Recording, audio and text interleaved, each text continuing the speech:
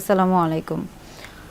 Masturbation নিয়ে এর আগেও কথা বলেছি এবং বিশেষ করে পুরুষ মাস্টারবেশন নিয়ে কথা বলা হয়েছে বা পুরুষদের মাস্টারবেশন নিয়ে কথা বলা হয়েছে। কিন্তু ফিমেল মাস্টারবেশন বা মহিলারাও কি আসলে মাস্টারবেশন করে বা মহিলাদেরও কি মাস্টারবেশন হয়ে থাকে বা আসলে এটা কিভাবে হয়ে থাকে বা এটা গুরুত্বপূর্ণ কিনা এই বিষয় নিয়ে আজকে কথা বলবো।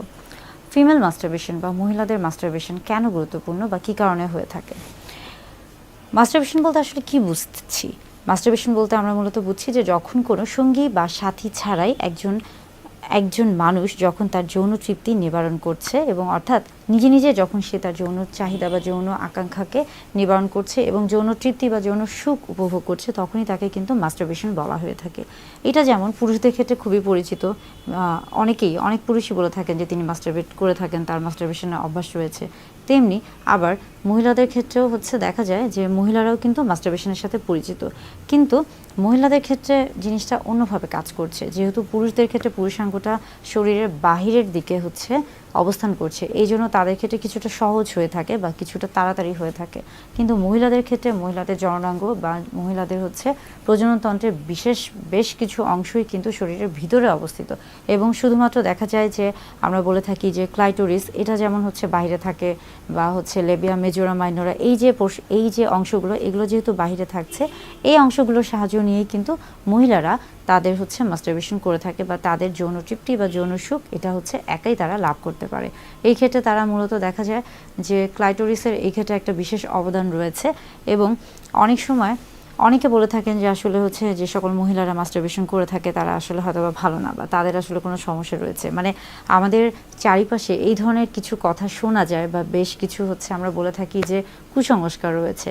আসলে পুরুষদের ক্ষেত্রেও মাস্টারবেশন যেমন স্বাভাবিক এবং এটা কি স্বাভাবিক একটি প্রক্রিয়া। একটা সময় এটাকে খুবই অস্বাভাবিক বা খারাপ হিসেবে ধারণা করা হতো, কিন্তু আস্তে আস্তে এটাকে কিন্তু বর্তমানে বিজ্ঞানে এটাকে কিন্তু খুবই স্বাভাবিক একটি প্রক্রিয়া বা স্বাভাবিক একটি বিষয় হিসেবে ধরে নেওয়া হচ্ছে। তেমনি মহিলাদের ক্ষেত্রেও কিন্তু পুরুষদের পাশাপাশি মাস্টারবেশনের যে অভ্যাসটি রয়েছে এটা একটি স্বাভাবিক প্রক্রিয়া এবং মাস্টারবেশনের ফলে আসলে বেশ কিছু আমরা বলে থাকি যে যখন এটা অতিরিক্ত আকারে না হয়ে থাকে, অর্থাৎ যখন এটা আমরা বলে থাকি যে যখন এটা একটা নির্দিষ্ট সীমার মধ্যে থেকে থাকে, তখন এটা কিন্তু বরং শরীরের জন্য ক্ষতিকর তো না, বরং আরও উপকার হতে পারে। কিভাবে?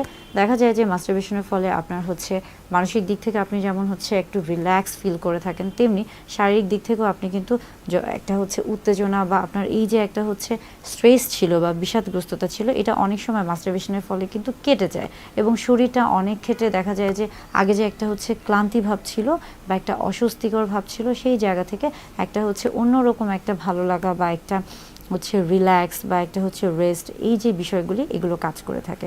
আবার ফিমেলদের ক্ষেত্রে বা মহিলাদের মাস্টারবেশনের ক্ষেত্রেও দেখা যাচ্ছে যে একটা আমরা বলে থাকি কি হ্যাপি হরমোন এখানে রিলিজ হয়ে থাকে, অর্থাৎ ব্রেইন এখানে তাকে বা ওই মহিলাটিকে একটা সুন্দর একটা ঠান্ডা একটা আমরা বলে থাকি যে শারীরিক একটা অবস্থান তৈরি করে দেয়, যার ফলে সে কিনা তার মাথার মধ্যে বা তার শরীরের সে শারীরিক বা মানসিকভাবে অনেক ধরনের হয়তো বা অস্বস্তিতে ছিল বা একটা বেশ কিছু ধকল নিয়েছিল, সেই জিনিসগুলো থেকে সে একটা আরাম বা একটা সুন্দর একটা পরিবেশে যেতে পারে।